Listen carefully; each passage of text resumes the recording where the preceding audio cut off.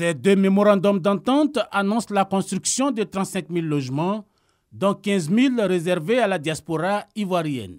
Plusieurs mesures d'accompagnement vont être mobilisées, notamment le foncier, les garanties liées à l'accès au financement des logements, ainsi que les aménagements juridiques et réglementaires. Ce projet, nous avons travaillé dessus depuis 5 ans.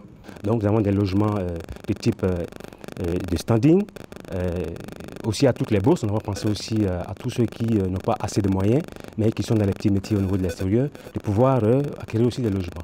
Ce protocole d'entente marque la détermination du ministre de la Construction, du Logement et de l'Urbanisme à améliorer l'offre en logement et surtout à éradiquer les différentes formes d'insalubrité, principalement dans les bidonvilles et les quartiers sous-équipés. La mission qui nous a confiée, c'est de faire en sorte que les Ivoiriens, dans leur ensemble, puissent être décemment logés. Donc nous nous battons tous les jours pour trouver des solutions et pour trouver des solutions avec le secteur privé, puisque l'État accompagne ce secteur-là dans la mise en œuvre de ce projet.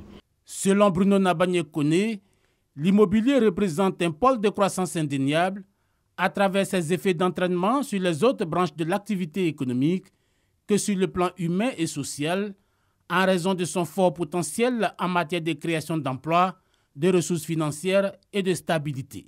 C'est un cadre qui va évidemment sécuriser l'engagement des acquéreurs, qui va permettre à l'État de suivre les activités de cette entreprise et permettre donc à tous les souscripteurs d'avoir les clés de leur maison. C'est notre souhait.